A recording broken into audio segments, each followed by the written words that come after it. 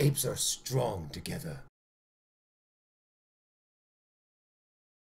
Hey everybody, welcome back to our channel. We are The Movie Couple. I'm Wendy. I'm Dustin. And this is our review for War for the Planet of the Apes. Seeing some apes on horses. What did they do? Oh no, it was that. Yeah. Apes are strong together. Or something like that. War for the Planet of the Apes is directed by Matt Reeves and stars Andy Serkis, Woody Harrelson, Konaval, Terry Notary, and Gabriel Chavarria. This is the third movie in the Apes franchise, and we find Caesar and his apes at war with the ruthless Colonel and his army. Caesar must find ways to avenge his kind as he comes face to face with the Colonel. So after watching the trailer, we were pretty hyped, pretty pumped to see this movie. My expectations were pretty high. What about you? Well, as someone who is kind of late bloomer, late to the party. Okay, so late to the classic Planet of the Apes, which I still to this day haven't seen it, and it's on the list to see it, especially now at seeing the third one. You haven't seen the Charlton Heston one? No, I have not. Oh, I've seen it in like bits and pieces, so okay. But I haven't seen it in its entirety, so I need to do it correctly and actually sit down and watch it. But I think you and I saw Dawn, which is the second movie in the franchise, Dawn of the Planet of the Apes, first. Yes. And then I liked it so much that we went back, got the DVD, and we watched Rise of the Planet of the Apes. First one. The first one. And ever since then, I actually really, really like the franchise. I like Caesar a lot. I like what they've done with his character and the story. My expectation was pretty high, and on top of that, social media, if you follow anybody on Twitter, they've been praising this movie. Yeah, they've been really hyping it up, and such great reviews that are already, everyone's like, oh my gosh, it's the best one so far. And also, yeah, I mean, after we saw the first two, it was really exciting to maybe see like another trilogy that has 3 amazing films. What did you like about the film? I especially, I mean, and it's been kind of consistent throughout all 3 movies in the franchise, is Caesar. Oh He is my the gosh, heart yeah. and the soul of this movie, and it's crazy to me sometimes because he is a motion cap, you know, he's played by Andy Serkis. And what Andy Serkis has done with this character, and what the special effects team, I believe it was Weta who worked on it, what they have done to the facial features of Caesar and the emotion in his eyes and everything, they really brought it out to the point where you know he's CGI, you know he's you know, being motion capped by an actor. But you don't forget. You really do forget. The eyes especially. The eyes look so real and so human in this one. You just feel that character. And some of the characters are just amazingly well connecting. I mean, that's what this movie really is about. It's really about the connection between the different characters. And even though a lot of them don't talk, you can still get the emotion from when they're doing the sign language. And it is amazing. The special effects are awesome, off the chart. Now I kind of want to go back to the first 2 and see how they have evolved with this technology, because it is just mind-blowing, and how much they're really able to push the envelope with the special effects on this, and just the characterization and being able to really forget that you're watching a fully CGI'd character. Yeah, and aside from how much I enjoyed Caesar and the special effects and the visual effects that they put in this movie, especially was how intense this was and the pacing of it.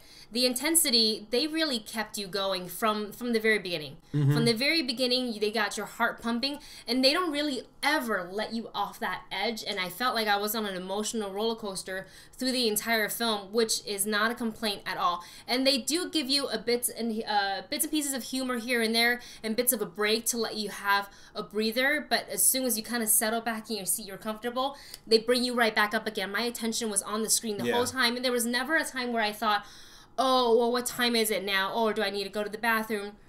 And I enjoy it when the movie lets me forget that I am in a theater and I'm surrounded by people, and my reactions and gasp and whatever it may be is because I'm totally involved in this movie. And this movie really did that for me. That was another really strong point for me too, was the storyline and structure of this movie, and the pacing. Everything just kept on going forward. There was never a time when they were just like bored or lulled.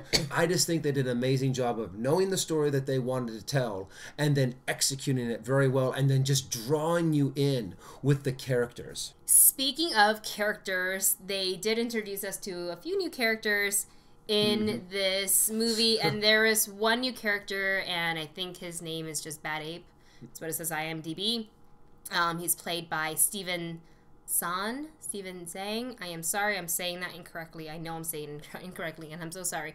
But the addition of his character is great, and while I feel like Caesar offers the more serious, intense side of the story as he is the protagonist, I think the Bad Ape gave us a little bit of that break that I was talking about when things got a little too intense. But don't mistake that for comedic relief, because that's not really his purpose. It's just really who his character is and the way his character has evolved, because it seems like he's been really by himself, where all the other apes... No? Is that spoiler? I don't think, no, it's just part of the character. I mean, he's a new character that shows up, so obviously he can't have been with Caesar. All right. So, so he's a new character that gets introduced, and the way that they introduce him is that he's been isolated. He's been by himself, and now that he has Caesar and his group that are there with him, it's really a contrast between the two, and it's really fun to see. Yeah, it's their interaction that was probably the most fun to see on screen. But that's been the strong point throughout this entire movie, is the interaction between all of the different apes and all of the different CGI'd characters. And even the apes' interactions with humans, too. That was also interesting to see later on in the movie. And obviously you saw from the trailer that there is a girl in this movie, and all I'm going to say is she's a great little actress. So there are a lot of things that we loved about this movie and we really enjoyed. But for me, there were a few things that really did kind of pull me out of it, and they all kind of fall under the category of logistics. Things just kind of happen to work out in their favor. There are some times when they're having to deal with guards, and guards just don't notice them, kind of like a thing. Like stormtroopers. They're like, kind of like, shouldn't there be someone there doing something? And the way some of these, there's a lot of just little things that made me go, wait a second, how did that, that just happened kind of conveniently. But seeing how the story was still really strong, it knocked it down a little bit, but not too much in my opinion. I really don't have, it's not really a negative for me. Like, I feel like what you mentioned about logistically and things that just happened to them conveniently so they can, in a way, easily get to the next part of the story. It was a little bit, I mean, I overlooked it because I liked it so much, but I can completely see your point. Like, things just happened a little too easily, a little too convenient for them. So that's not very many bad things that we had about this movie. So let's give it a score. How about, for me, I'm going to give it a score of like a 7.75. I wanted to give it something a little bit higher than a 7.5, but it's not quite an 8 for me. Well, I feel like the last time that I saw a very successful franchise where it's continuously just as good or have gotten better was Lord of the Rings. And I think the Apes franchise, as I will call it, is kind of that for me. I mean, I'm not saying it's as good as Lord of the Rings, don't get me wrong, but I think it is a solid franchise where I can't look at the first one to the second one and third one and say, well, that one was really subpar. I really, really enjoyed all three. I felt like all three, for me, has gotten more intense and gotten better. And I would like to now go back and revisit, these three, and then finally watch the classic Planet of the Apes. That's my homework for the weekend. And I just loved Caesar so much. I love the story. He really is the heart and soul of this movie, and Andy Serkis does an amazing job portraying Caesar, and his hard work really paid off, and you can really see it across all three films. And for me, this movie is an 8.5 out of 10. Alright guys, well that's it for this review. Go ahead and comment below if you think that they will continue with this franchise, as in they will make 4, 5, maybe 6 before they join up to the classic Planet of the Apes, or if they will go ahead and remake the classic Planet of the Apes. Go ahead and comment below. Don't forget to like, share, subscribe, and we'll see you in the next video.